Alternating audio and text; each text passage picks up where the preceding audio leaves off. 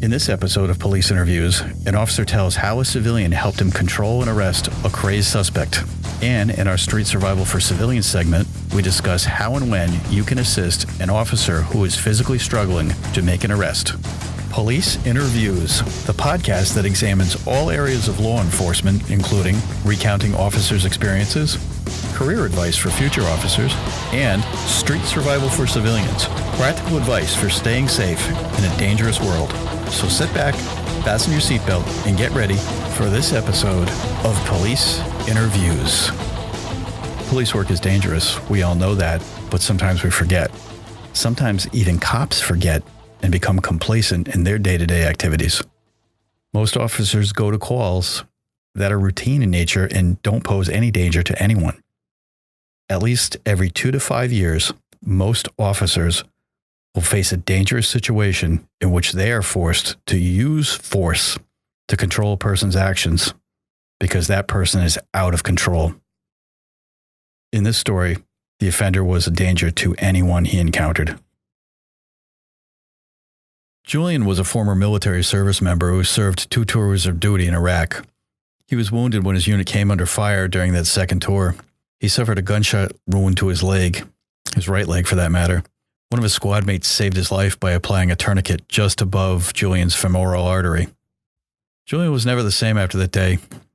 After returning home, he was diagnosed with PTSD and bipolar disorder. The bipolar disorder was not a result of his wounds.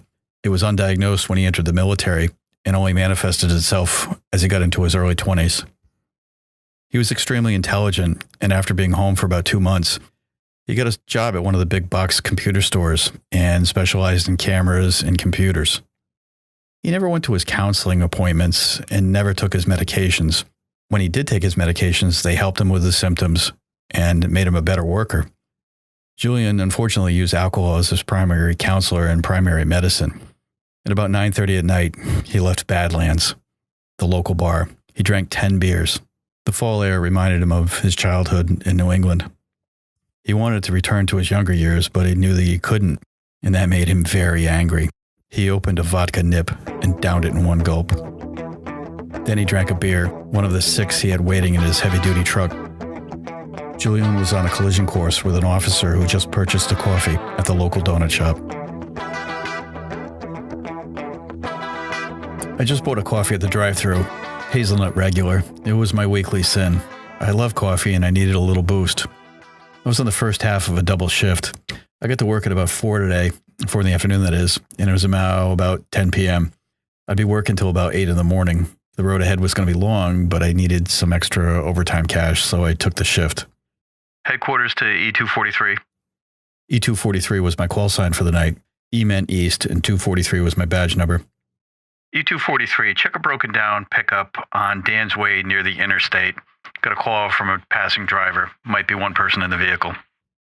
As I make my way to the disabled vehicle with my happy radio on, of course, I'm not thinking about police work. I'm considering how long it's going to take me to rebuild my deck and how much I can apply the little I'm going to get in this overtime toward that project.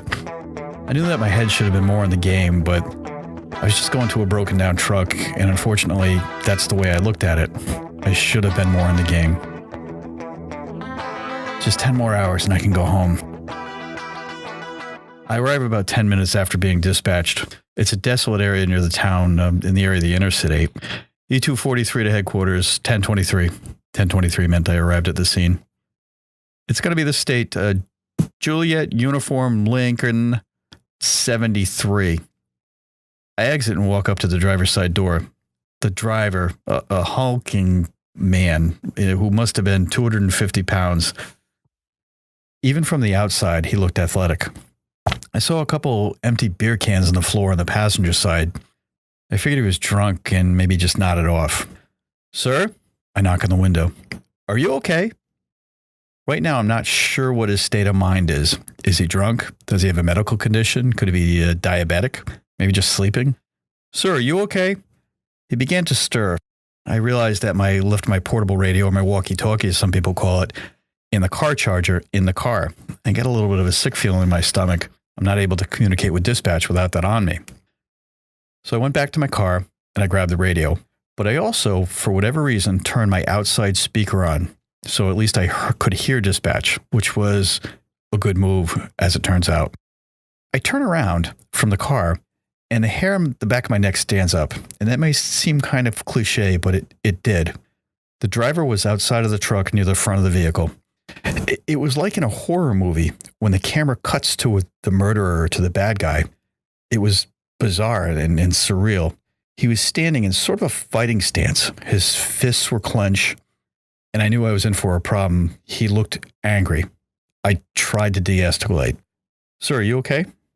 No response. He starts walking towards me. Here we go. E-243 to headquarters. Another unit here, please. No response. Little did I know that my second mistake this evening was that my battery became unseated and my portable radio could not transmit. I was alone. No one knew that I was about to need help. I walked towards him. Are you okay, sir? How can I help you? You can't. That was the only thing he ever said to me. I'm now within 10 feet of him. Hey, sir, let's talk. Out of nowhere, he lunges toward me. Unfortunately, I wasn't ready. I thought I could talk to him, but I was wrong. I tried to lower my body's center of gravity, but he just threw his arms around me in a bear hug. Within 2 seconds of my last comment, we were on the ground. His 250, maybe more, of just sheer weight was on top of me. When we went to the ground, I hit my head pretty hard in the pavement, and I heard the impact, and I could see stars literally, and those within my eyes. I knew it was a hard hit. I'd been hit in the head before, and this one was a good one. My only thought was, I have to win. And for all intents and purposes, he, for this moment, was in control. I had to turn things around somehow. My incentive to win was to get home at 8 o'clock in the morning, and that's what I wanted to do. I used my head, literally. I headbutted him right in the nose. Headquarters to E-243. I could hear dispatch calling me. Headquarters to E-243, come in. Headquarters to W-141 and W-132. Head to E-243's location. He's not responding on the radio. My friends were on the way.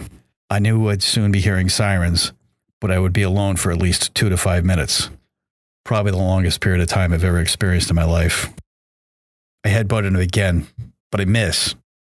He's a little off balance because he brought one of his arms back to punch me, and he aimed for my face. I moved to the right, and he drove his fist into the pavement, and it made a sickening splat on the ground. Blood was gushing from his knuckles, and the blood was literally flying through the air because he hit so hard. And he tried to draw it back again to fight me. The next hit would probably make contact. When he drew his fist back again, he made contact directly in my head, and I saw stars again. I fought my arms loose, and I grabbed his shirt around the neckline, and I drew him forward, thrusted my head right into his nose to the point where it actually hurt my head. Both of my hands were free now, and I was turning the tables. Then someone ran up and said, "Can I help you?" A citizen saw me struggling and stopped her car. Yes, grab one of his wrists, and she did. He yelled out in pain. She grabbed the broken hand and took advantage of his painful injury and pulled his arm straight out. She then struck his elbow from behind. I heard the crack. She bent his elbow the wrong way, which was the right way for me right now. His right arm was effectively inoperative. I heard sirens in the distance. More help was on the way. I got lucky. I grabbed his other wrist, rolled away from him, and went down on him and just face down on the ground, and just we both kept him down. I have a new best friend now, and she's to the right of me. Units 1023 at 243. The other cars are with me. As I look up, 2 police cars are skidding to a stop. The cops jump out and run toward me. I yelled, she's helping, she's okay, she's okay. My colleagues took over and quickly handcuffed the burly man who never uttered a word. He and I were sent to the hospital. I had a bump in my head, no permanent damage or anything like that, and I was sore for days. His elbow was broken and had stitches around his knuckle area and his hand where he struck the pavement. My new Good Samaritan friend also went to the hospital and got checked out. Because we were exposed to his blood, we had to have the hepatitis and AIDS baseline tests. We wouldn't know for months if we were actually exposed. But the man, I later found out, agreed to have a test and have a baseline test done on him to prove that he didn't have either of those diseases. I learned that his name was Julian Julian wanted to make things right. I believe he was sincerely sorry for that moment. I thanked the woman who helped me. Her name was Susan. She helped turn a bad situation good. I still think about it, and I talk to Susan every once in a while. I asked her why she stopped. She said, "I knew you were in trouble, and I didn't just drive by, and I couldn't just drive by." Julian had some court-mandated treatment while he spent 2 months in jail. He was on strict probation for 2 years. We never spoke, but he sent me a letter saying he was sorry. And I'm okay with that. I don't hold grudges. We all moved on with our lives.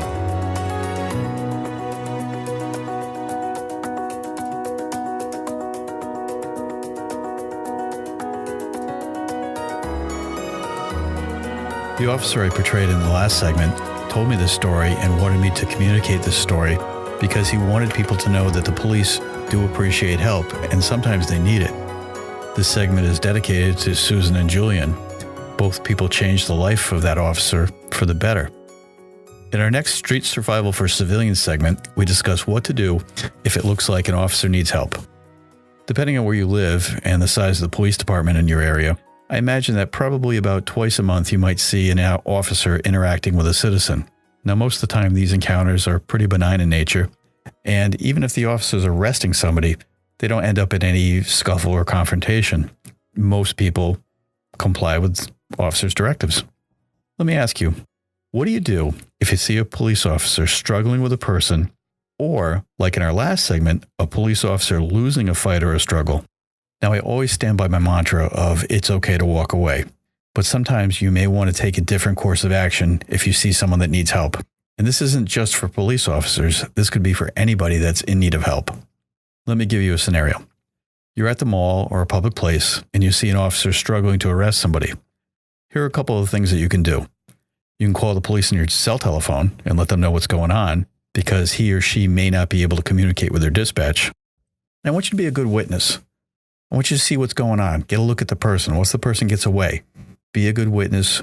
Try to think about what's happening. Try to remember what's happening. The other thing you could do is physically help the officer. But before doing anything, ask him or her, "Can I help you?"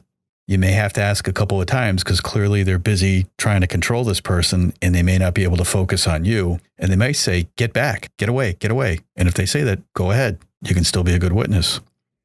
If you get in a yes or an implied yes, you can help the officer. I want you to always take into consideration your own physical abilities and think about, can you do this actually? Is it better if you're a witness? Is it better if you stay on your cell phone? Can you not physically help him if you can't stay on your cell phone? It's kind of a value judgment as to how much you want to go through, but also listen to what he's saying. And remember, you can't use more force than is needed to control a person, so you can't throw a chair at him necessarily. So it has to be controlled. You're not trained in law enforcement, but you can help. If you physically can't help, stay on this telephone and communicate with their dispatch. If you see a police officer struggling with a person and their car is near, you could grab their police radio microphone and ask for help to their dispatch directly, or call on your cell phone. Believe me, if you get onto a police radio and you say, "Hey, this cop needs help," you're going to get a lot of cops coming that way for you. That wraps up this week's episode of Police Interviews. Thank you for listening. If you'd like to contact us, send us an email at policeinterviews@gmail.com. That's POLICEINNERVIEWS@gmail.com. And stay tuned for the next Thursday's episode of Police Interviews.